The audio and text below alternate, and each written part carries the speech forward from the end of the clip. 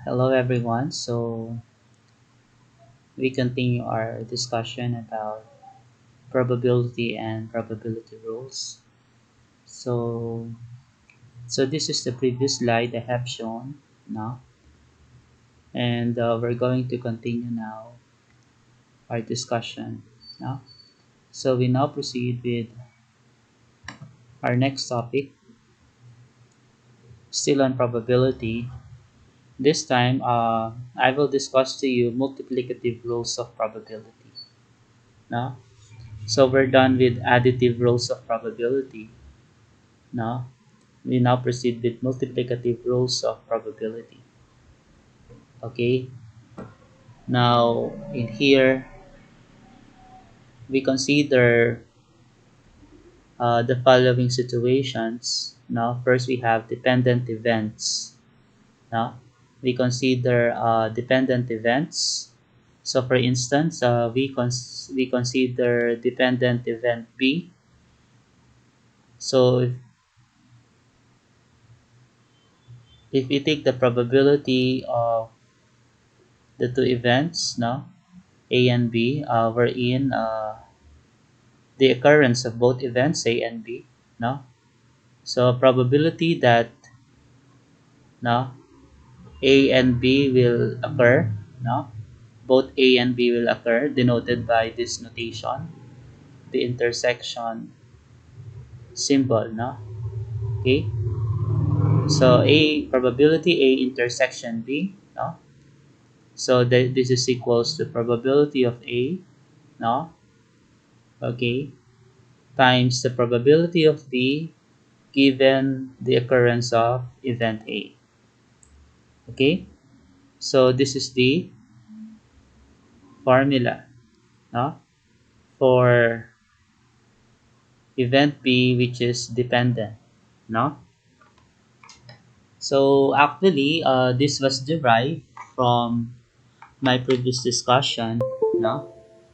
So in my previous discussion, I have introduced conditional probability, that the probability of the occurrence of event B, given that A has occurred, no, is given by the formula the probability A intersection B, no, over probability of A, no.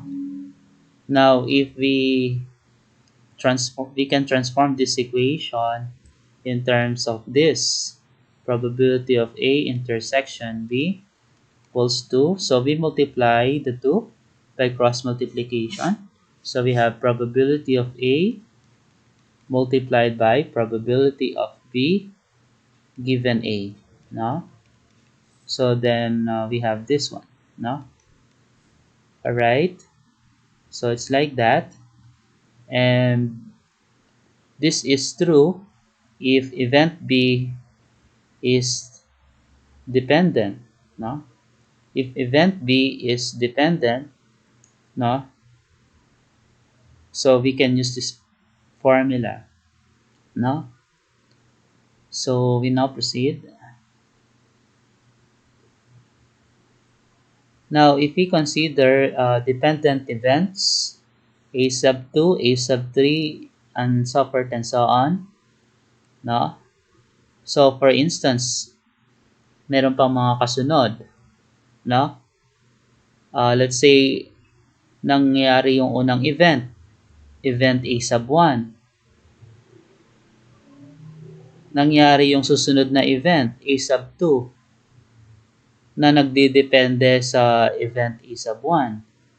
Nangyari yung event A sub 3 na nagdidepende sa A sub 1 at A sub 2. And so forth and so on.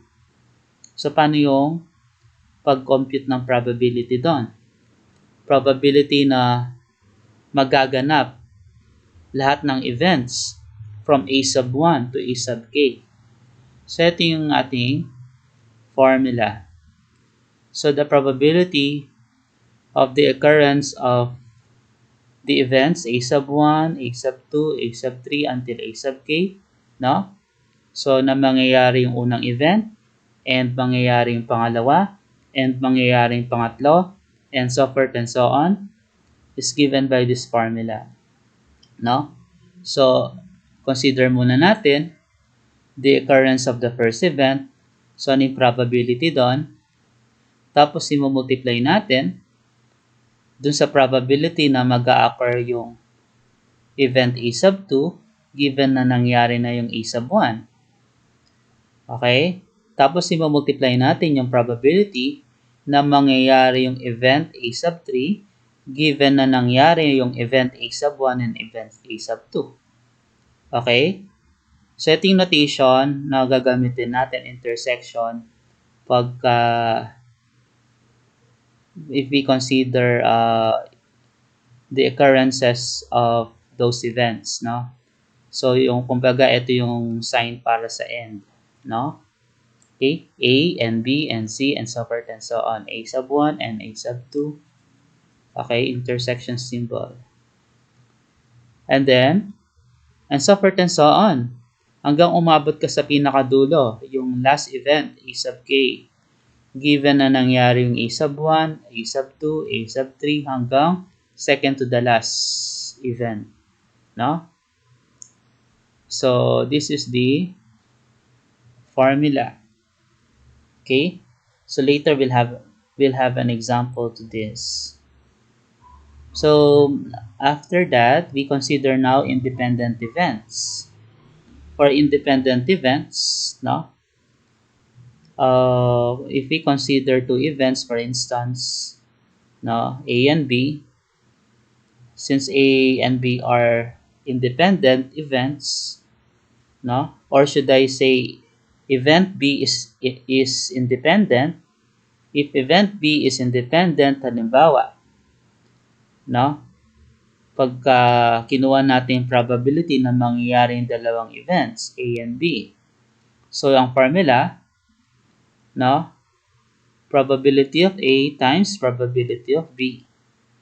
Okay, ibig sabihin yan, whether nag-occur yung A o hindi, no, still, probability of B remains constant, no? So, kasi nga, independent, di ba? So, kapag ka-independent events, probability of B given A is equals to the probability of B without the occurrence of event A. Kaya, ito, na-simplify na siya, naging ganito. Kaya, ito na yung kinalabasan, hindi na ito. Okay? So, ito na yung simplified form ng ating given probability, no? Probability of B. So, in this case, we now proceed.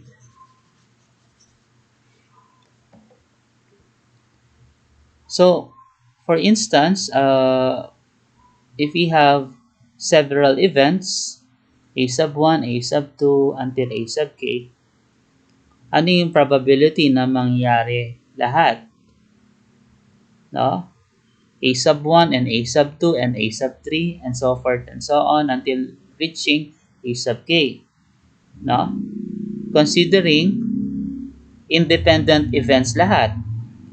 So, masisimplify yung ating formula. Ito lang siya. Probability, no, of the occurrences of A1 and A2 and A3 and so forth and so on until we reach A sub K. Okay? So, mawawala na yung given A1. So, kumbaga, mapapalitan na yon. So, una, ito, yun. Mawawala na yung given A1. So, independent siya. Mawawala na yung given A1 and A2. A3 na lang. Hanggang makarating ka sa dulo. No? Mawawala na yung given A1 and A2 and so forth and so on. AK na lang. So, simplified siya, no? So, we'll have an example to this later. Okay, ito na yon. So, problem solving on multiplicative rules of probability applied to dependent events.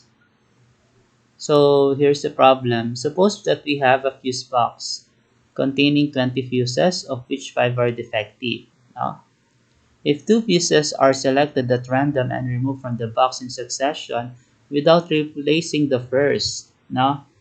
what is the probability that both fuses are defective? No. So in here, we have a fuse box. Okay? So in here, if we have a fuse box, that contains 20 fuses.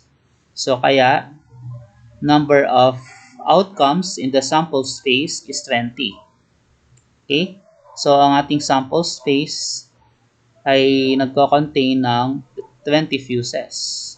Fuse 1, fuse 2, fuse 3, hanggang fuse 20.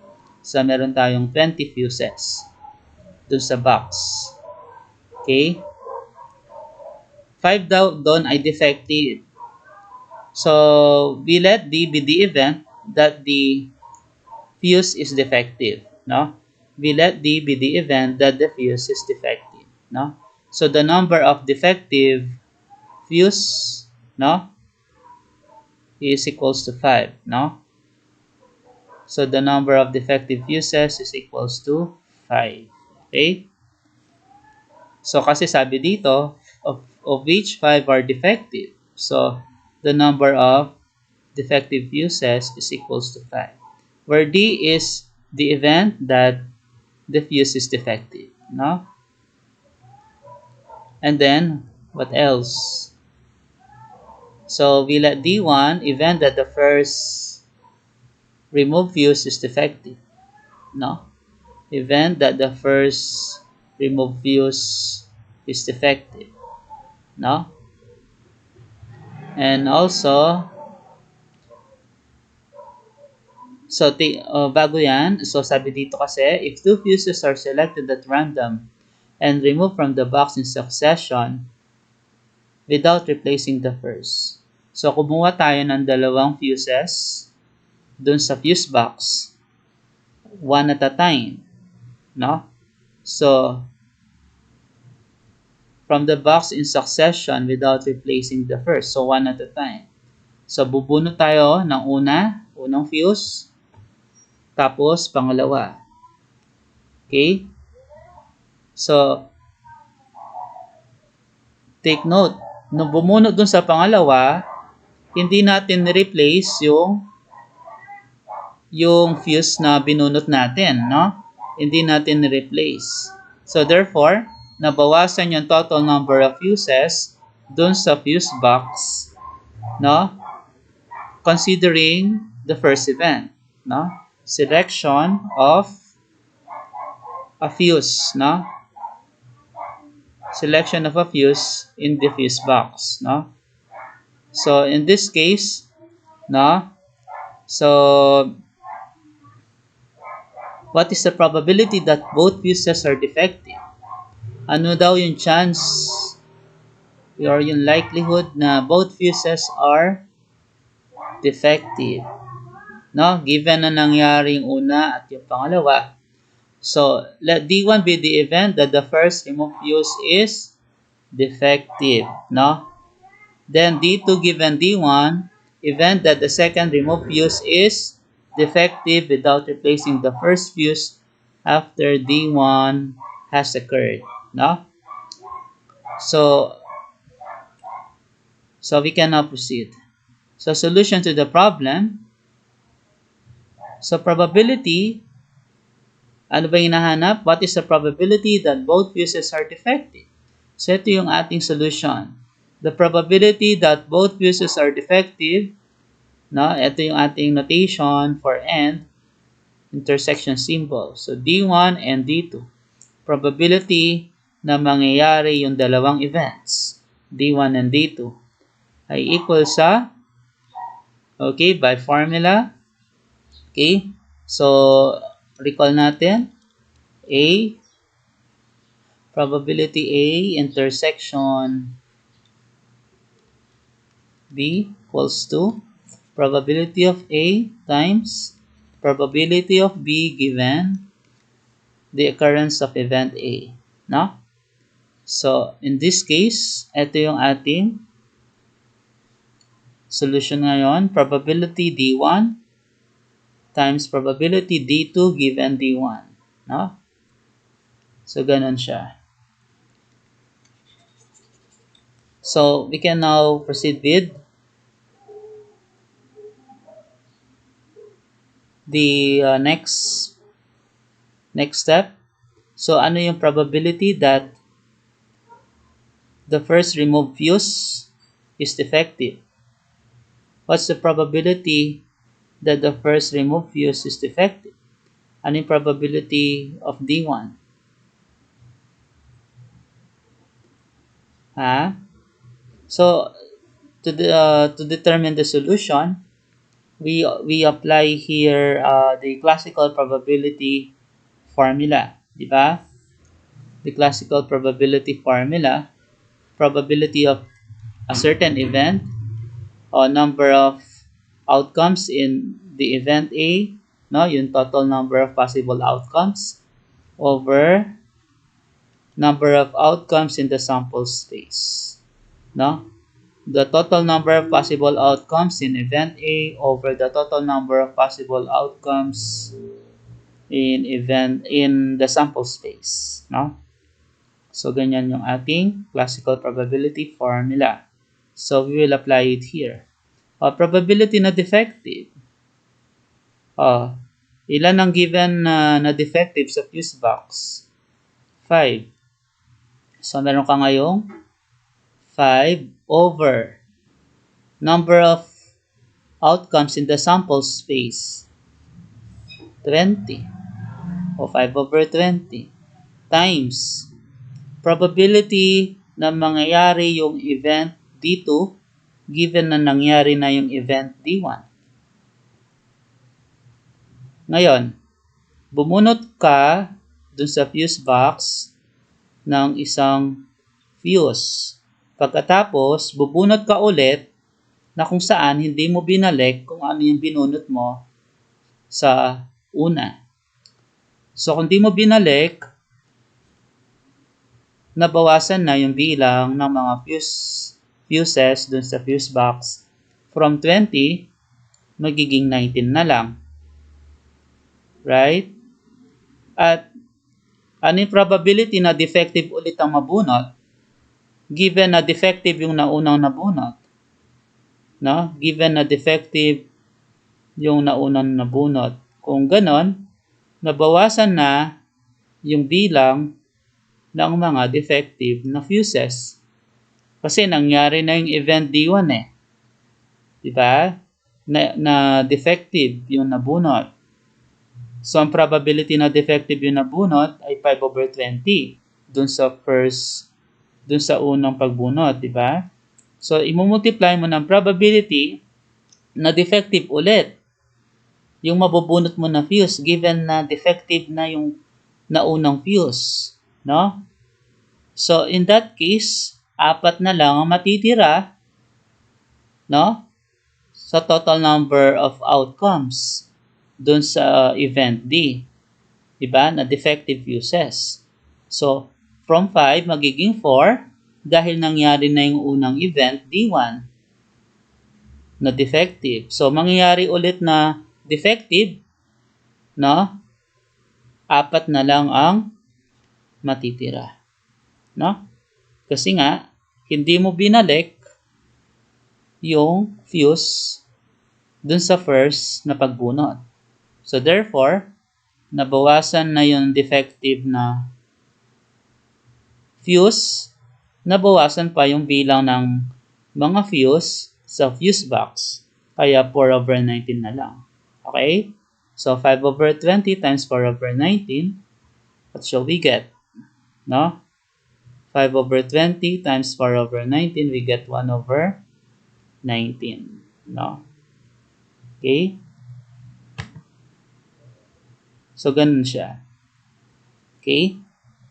So, number of outcomes for D1 over number of outcomes in the sample space times number of outcomes for D sub 2 given that D1 has occurred over number of outcomes in the sample space given that D1 has occurred. No? Kaya 5 over 20 times 4 over 19, we get 1 over 19. Okay, number 2. So we have here, one bag contains 4 white balls and 3 black balls. And the second bag contains 3 white balls and 5 black balls. Compute the probability that the ball is that the ball is drawn from the first bag and then a black ball is drawn from the second bag. If one ball is drawn from the first bag and placed unseen in the second bag. Okay, so let's analyze solution to the problem. So we have the first and the second condition. So here's the first condition. One bag contains 4 white balls and 3 black balls. So that is bag number 1. And a second bag contains 3 white balls and 5 black balls. Okay? Compute the probability that a ball is drawn from the first bag and then a black ball is drawn from the second bag if one ball is drawn from the first bag and placed in the second bag. So let's imagine the situation. Ito yung nangyari. Compute the probability that, so anong required? Probability that a ball is drawn from the first bag. So hindi natin alam kung white or black. So ito yung mga possibility. So what is the probability that a ball is drawn from the first bag? So hindi niya sinabi kung white or black. Diba? White or black ball. So therefore, nagkakaroon ng dalawang possibility or option. Diba? So that is white sa una. Okay? White yung nabubunot sa una. Sa unang event. Pagbunot dun sa bag number 1 ng bola na kulay puti. Okay? That the ball is drawn from the first bag and then a black ball is drawn from the second bag. So tapos bubunot ulit, no? A black ball is drawn from the second bag. So that means white sa una, followed by black sa pangalawa. So white sa una, sa unang bunot, black sa pangalawang bunot. No? White sa unang bunot, then black sa pangalawang bunot. Or ito rin ng case, pwedeng white, then black, or kasi sabi dito, a ball is drawn. So yung ball ay hindi na-specify kung white or black. So we consider the two cases, pwedeng white, pwedeng black. Kaya meron tayong or. Diba? So black sa una, followed by black ulit sa pangalawa. No? So yun ang situation. So compute the probability that the ball is drawn from the first bag, pwedeng white, pwedeng black, and then a black ball is drawn from the second bag. So from the second bag. So black na siya. If one ball is drawn from the first bag and placed unseen in the second bag. Kaya nga, one ball is drawn from the first bag and placed unseen. So, hindi niya alam kung white or black. Diba? And placed unseen in the second bag. Okay? So, pwedeng white, pwedeng black. So, yun ang mga possibility. Okay? Kaya ganito siya, or. No? Ito yon or ito yon. Okay? So, we can now proceed with our solution. Okay. So, let W1 event that a white ball is drawn from the first bag. So, yun yun. Then, B1 event that the black ball is drawn from the first bag. B sub 2 event that the black ball is drawn from the second bag. Ayun. Event that the black ball is drawn from the second bag. Note that any color of the ball in the first bag can be drawn, while in the second bag, it should be a black ball. Thus, we are required to solve for itong probability ngayon. So, ito yung symbol natin pagka or, right? Pag option, no? Pag option, ito yung symbol natin, union, okay? Union symbol, okay? So, kasi pwedeng itong mangyayari, white sa una, then black sa pangalawa, or black sa una, then black ulit sa pangalawa. Okay? So that, ano ngayon yung probability na yan? The probability of the occurrence of the following events, no? White and black, or black and black again.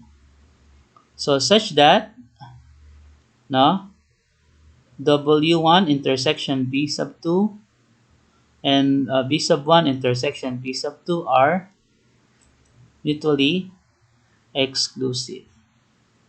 So they are mutually exclusive. So if they are mutually exclusive, i-add lang natin. I-add lang natin. So, therefore, yung union na yan, magiging plus lang siya. Kasi nga, pag mutually exclusive, so yung union ng dalawang events, no? So yung dalawang events, W1 intersection B sub 2 at saka B1 intersection B2, no? Pagka mutually exclusive yan, let's say A union B, di ba iting formula sa additive rules of probability. So, pagka mutually exclusive, 0 ito. So, therefore, add mo lang yung dalawang probability. Probability of A plus probability of B. Kasi nga mutually exclusive. Kaya, nawala na yung minus dito. Kaya plus na lang yung dalawa. Okay? Probability W1 intersection B2 plus probability B1 intersection B2. So, ganun siya.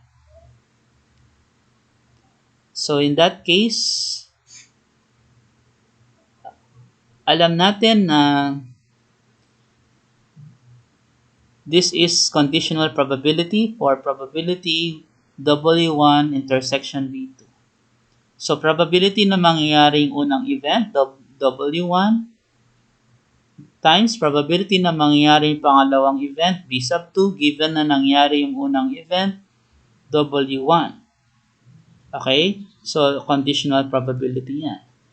Plus, probability na mangyayari yung unang event, B sub 1, times probability na mangyayari yung pangalawang event, B sub 2, given na nangyari yung unang event, B sub 1.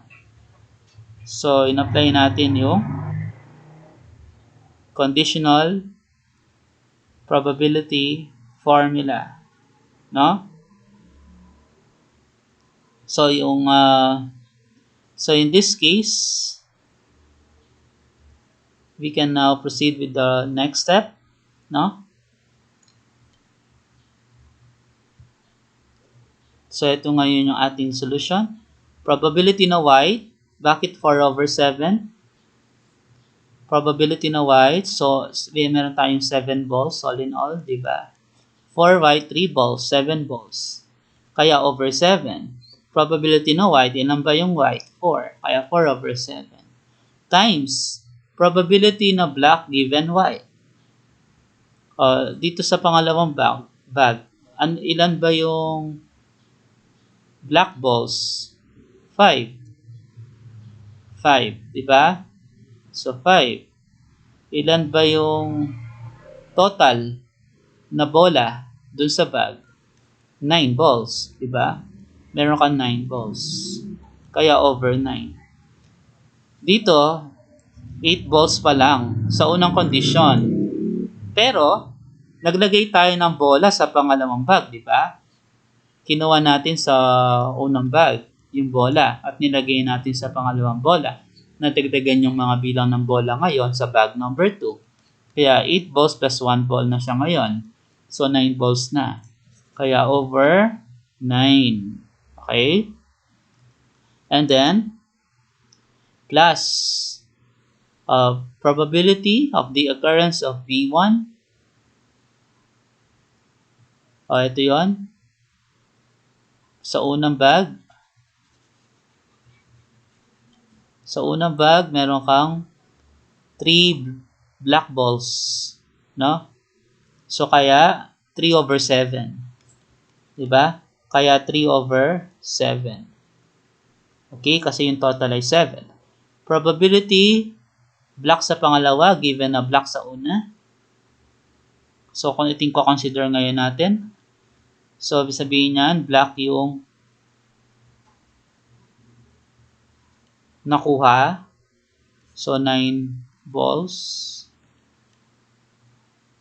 So, probability na black sa pangalawa given na black sa una. Okay? So, in this case, ilan ba yung black balls natin? Ngayon, sa bag number 2,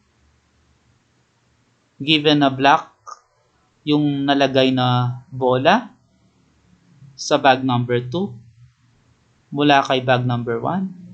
So, in this case, nadagdagan yung bilang ng mga black balls from 5 black balls to 6 black balls. Kaya 6 over 9 kasi nadagdagan yung total number of balls. Kaya 6 over 9. So, yun probability that a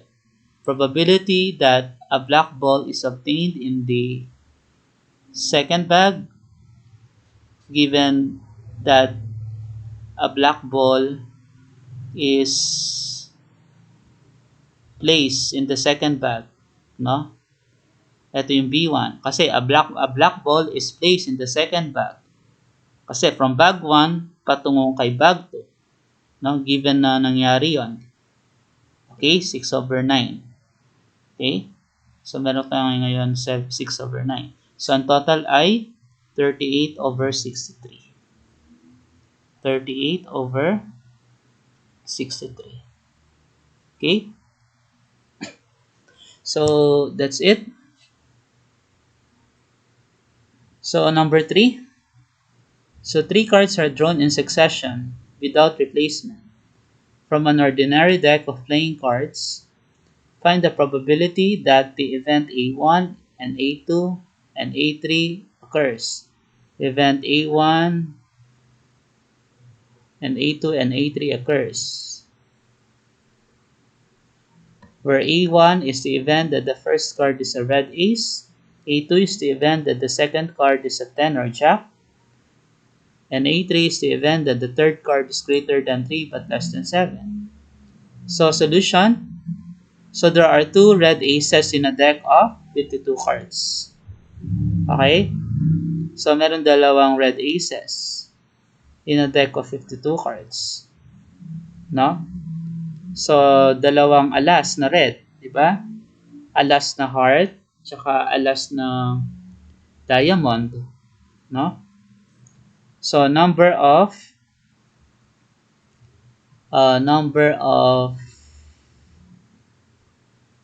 outcomes for event A1 is equals to 2. Kasi sabi niya dito, A1 is the event that the first card is a red ace. So, number of outcomes for event A1 is 2. Kasi dalawa lang naman yan. Ace na heart, ace na diamond. So, there are 4 cards from a numbered card, 10, and 4 jack cards in a deck of 52 cards. Ano ba yung A2? Event that the second card is a 10 or a jack. So, there are 4 cards for a numbered card 10, right? So, 10 na heart, 10 na diamond, 10 na spade, 10 na club, no? Ganun din sa jack. 4 din. Jack na heart, jack na diamond, jack na club, jack na spade. So, 8. No? 8 siya nun. Then, number of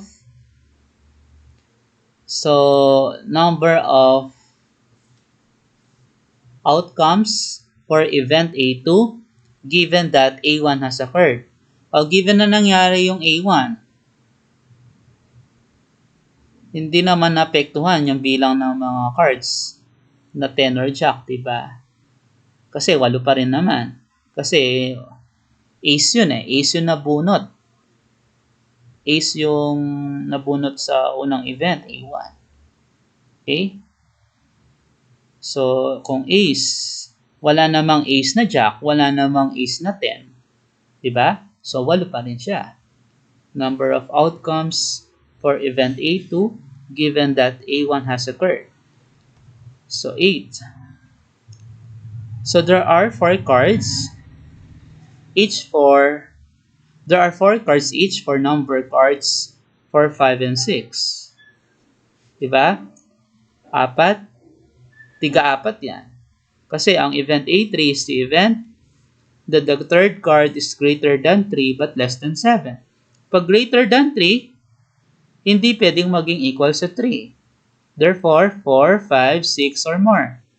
Less than 7, hindi pwedeng sumaktong 7. Kaya 4, 5, 6 lang siya. No? But less than 7. So 4, 5, 6. So then, the number of outcomes for event A3, given that A1 and A2 has occurred, is now equal to 12. No?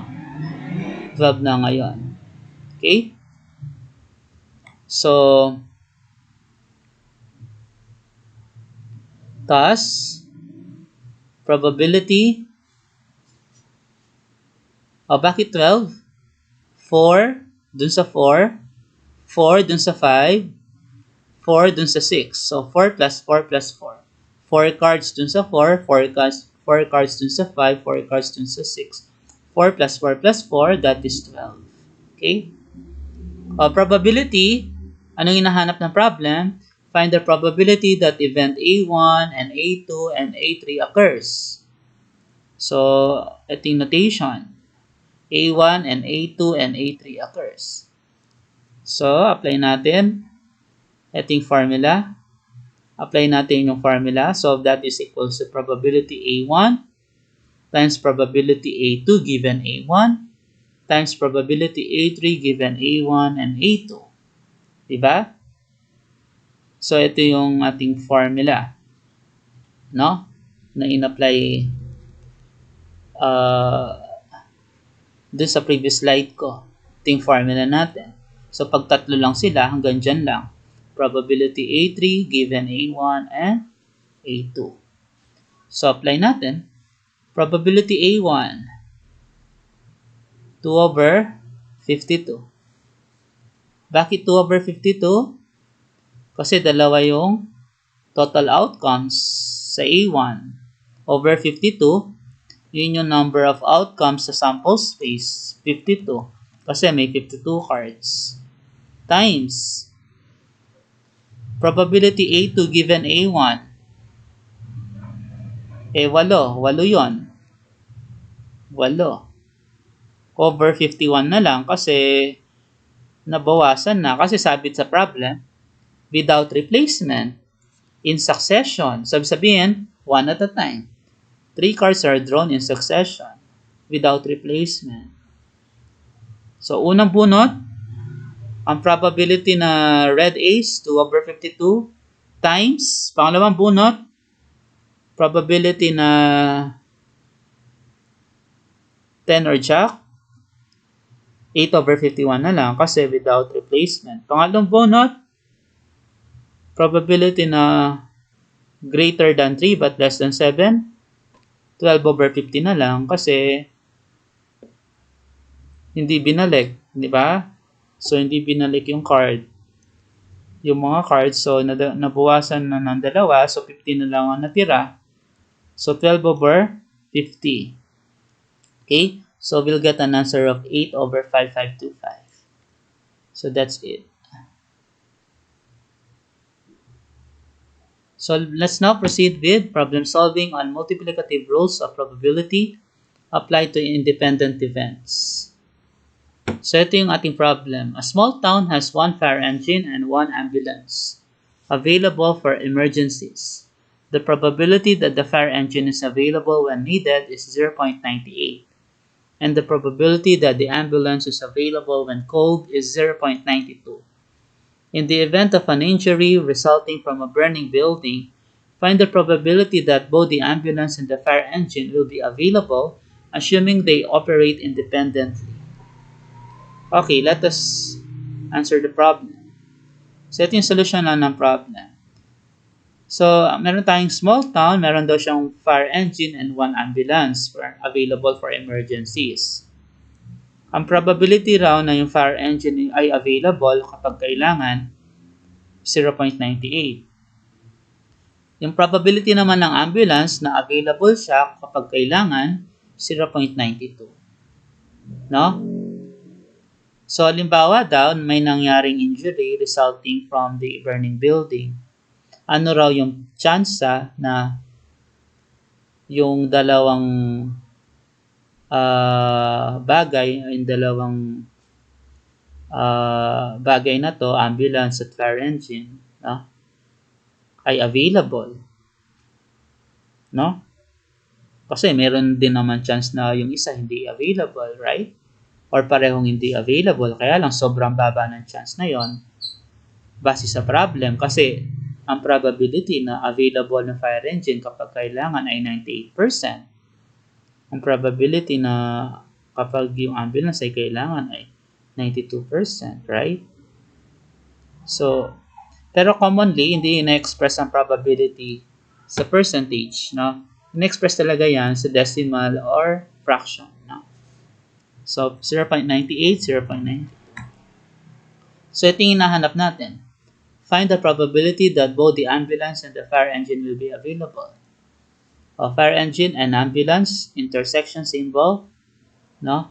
Assuming they operate independently. So, sabihin niyan, event F and event A are independent events. So, kapag ganon, event F and event A are independent, ano yung ating ano yung probability A intersection B? Let's say ang A and B ay independent events. Okay? Kapag independent, ito lang yung formula natin.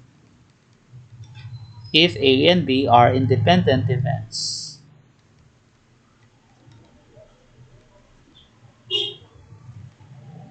Okay? So, if A and B are independent events, diba? So, sabihin niyan, ito lang ang solution. Probability of F times probability of A. Okay? Kasi nga, independent events sila, no? So, in that case, 0.98 times 0.92, 0.9016. Yun ang sagot, no? 0.98 times 0.92 equals to 0.9016. Ganun lang siya kasimple. Problem number 2. One bag contains 3 red and 2 blue balls. A second bag has 4 red and 5 blue balls. If one ball is drawn from each bag, find the probability that both are red, and B, one is red and one is blue. So, meron tayo dito bag number 1. So, we have 3 red and 2 blue balls. We have also bag number 2, which has 4 red and 5 blue balls. So, one ball is drawn from each bag. Okay, ano raw yung chance na parehong red? So, probability na red ball yung mabubunot sa bag number 1 and red ball din yung mabubunot sa bag number 2. So, probability that both are red. No? So, ilan yung ngayon, yung R1 ba and R2 ay independent events? No?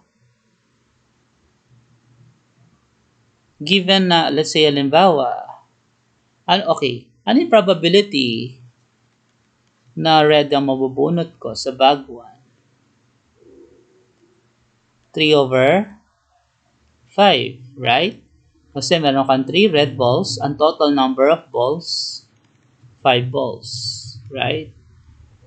O dito naman, probability na mabubunot ko ay red sa bag sa bag number 2. So meron kang 9 balls, 4/9.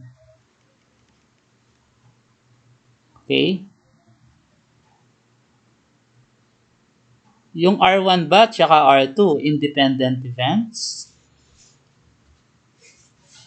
Are they independent? Pag ba nangyari na red yung nabunot ko dito, maapektuhan ba yung probability na red ball yung makukuha ko dito? Hindi. Kasi hindi naman nadagdagan ng red balls yung bag number 2. Hindi rin nadagdagan ng mga total number of balls yung bag number 2. So, sabihin yan, independent siya. No? Ganon din naman dito sa bag number 2. Bumunot ako ng bola.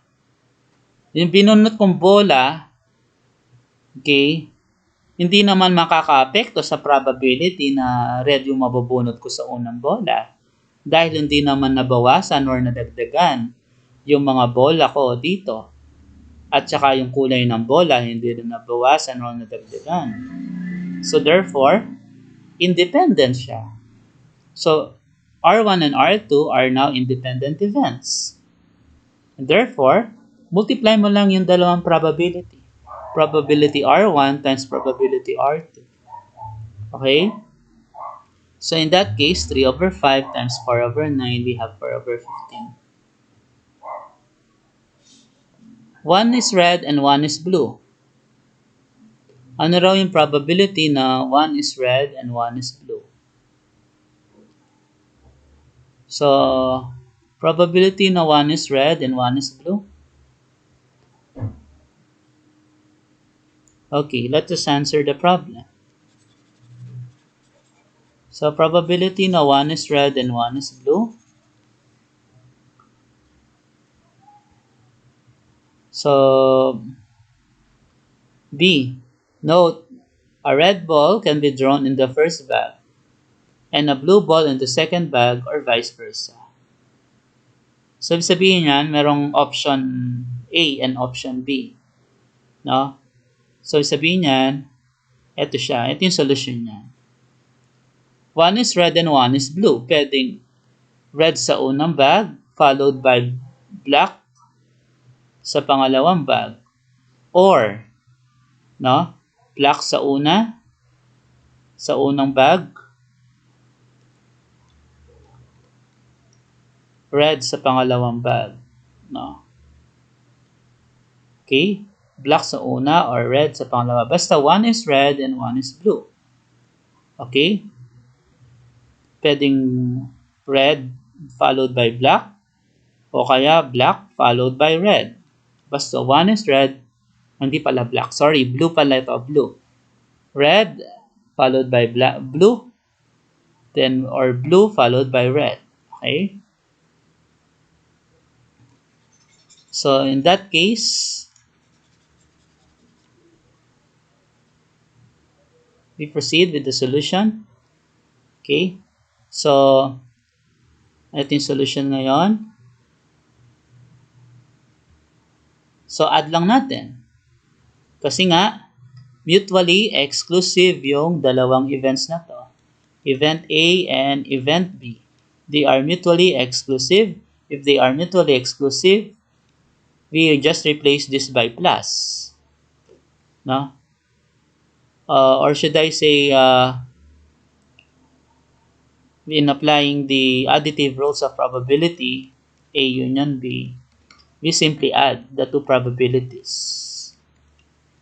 Okay? If A and B are mutually exclusive. Okay? Okay? So, that's it, no? So, we have now, okay, ito naman, bakit siya naging ganyan, yung solution? Probability R1 times probability B2 plus probability B1 times probability R2. Kasi nga, independent events, right?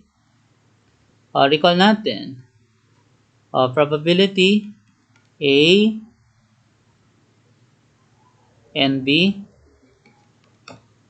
that is probability of A times probability of B if A and B are independent events. No. Are independent events. Okay? If A and B are independent events, This is true.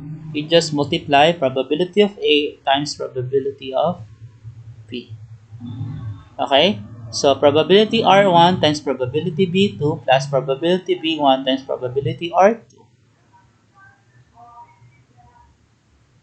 So we have now red 3 over 5. Ito yung total. 3 red. So 3 over 5 times 5 over 9.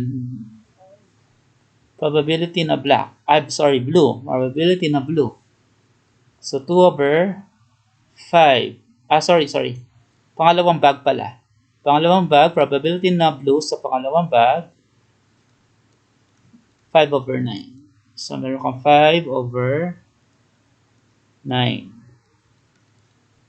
Okay? 5 over 9. Kaya yun siya, 5 over 9. And then, black sa pangalawa, sa unang bag, blue. Blue sa unang bag, 2 over 5. No? Kaya 2 over 5. Red sa pangalawang bag. Ano yung red sa pangalawang bag? 4 over 9. 4 over 9. Okay? So, ang total ay 23 over 45. That's it, no? So, note, R1, B1, R2, and B2 are independent events. Okay, number 3. So, we have an electrical system consists of 4 components as illustrated in figure 2.9. The system works if components A and B work, no? And either of the components C or D works. The reliability probability of working of each component is also shown in figure 2.9. Find the probability that the entire system works. Assume that the 4 components work independently. Okay, let us analyze. So here's the figure. Ito yung ating component 1. Component A. Ang probability na nag-work ito ay 0.9. No? Ang probability of working nito ay 0.9. Sa component B ng ating electrical system, okay, ang probability of working ng component na to ay 0.9. So, in that case, 0.9, 0.9. So, may 10% chance lang na hindi gagana. In short. Okay? Sa ating component C, the probability of working is 0.8. For component D, also 0.8. Now, ano yung problem? Ano yung hinahanap sa problem? What's the probability that the entire system works? So, yun ang ating concern. Probability that the entire system works. So, ito yung hinahanap natin. Probability that the entire system works. No? So, equal siya dyan. So, dapat gumagana yung A. Gumagana din dapat yung B. At pwedeng C or pwedeng D or pwedeng pareho yung gumagana. Diba? Bakit ganon? Kasi pag hindi gumagana yung isa dyan, walang kuryenteng dadaloy. Diba? Let's say A tsaka B naka-series. So in this case, pag yung A tsaka yung B, kahit alin man sa dalawa na yan, hindi gumagana, hindi gagana yung sistema. No? Ganon din sa C and D. Pwede naman, sa C and D, pwedeng isa lang ang gumagana. Pero hindi pwedeng walang gumagana dahil ang entire system ay hindi gagana. Kasi, paano makakadaan ng current kung hindi gumagana yung C at hindi rin gumagana yung D. Okay? So, in this case, C union D. Sabihin niyan, pwedeng C lang ang gumagana, pwedeng D lang ang gumagana, or pwedeng parehong gumagana. Para gumana yung ating system, yung entire system natin. Okay? So ito ngayon ang ating notation, probability A and B and C or D. So, A intersection B intersection C union D. Okay? So, ito ngayon ang simplified form ng ating probability. Assume that the four components work independently. So, ibig sabihin yan, A, B, C, and D are independent events. So, if they are independent events, ganito lang ang solution. Probability of A times probability of B, kasi and, times probability C union D. Okay? Tapos, probability C union D, pwede nating ma-apply yung additive rules of probability. Okay? So, ito yung additive rules of probability. So, applying additive rules of probability, magiging probability of C plus probability of D minus probability of C intersection D. Okay? So, and then, C and D. What can we say about C and D? They are independent events. Since they are independent events, ang simplification nito, probability of C times probability of D. No? And then, so sabihin yan, C and D are not mutually exclusive. Kasi meron tayo ditong minus, di ba? So, at may value ito, hindi yan 0. Pag yan naging 0, C and D are mutually exclusive. Pag yan hindi naging 0, hindi sila mutually exclusive. No? So, in this case,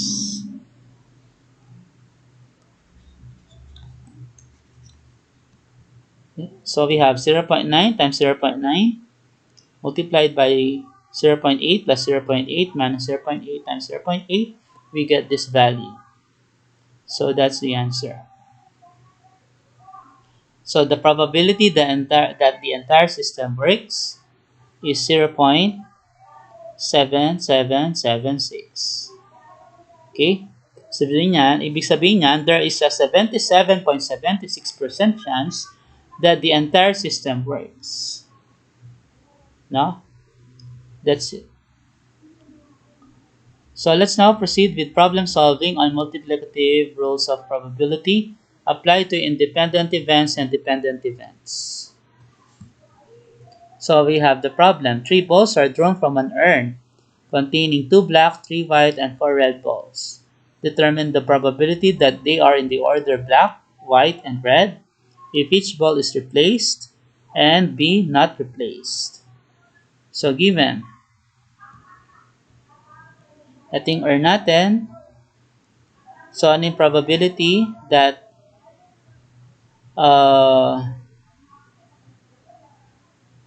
black followed by white followed by red, yung pagbunot, no? If each ball is replaced, so if each ball is replaced, no, ano yung consideration natin doon? They are now independent events. B1, W2, and R3 are independent events because each ball is replaced, or letter A. No? So, independent ngayon yung mga events. Okay? Kasi each ball is replaced. No? Kumuha ako ng bola, binalik ko rin. Bumunot ulit ako na sa pangalawang round. Binalik ko na naman. bumunot ako sa pangalong round, binalik ko na naman. Okay, ganun yon.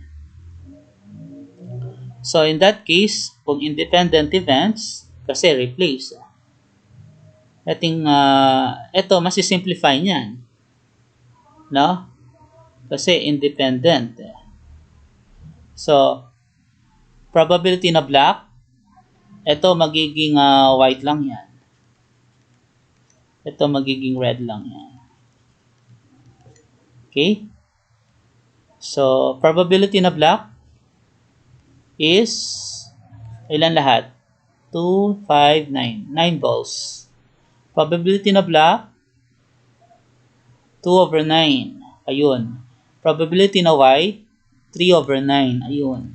Probability na red, 4 over 9. Ayun. Ang total, 8 over 243. And then, not replaced o hindi binalik. So, ano na sila ngayon? Dependent events, no? Okay? W2 and R3 are dependent events. Okay? So, if they are dependent events, not replaced, ito ngayon, probability na black, 2 over 9. Probability na white, 3 over 8 na lang kasi nabawasan na ng isang bola. Hindi binalik yung bola. Probability na red, 4 over 7 na lang nun. No? 4 over 7. Hindi binalik yung mga bola. So, ang total ay 1 over 21. That's it.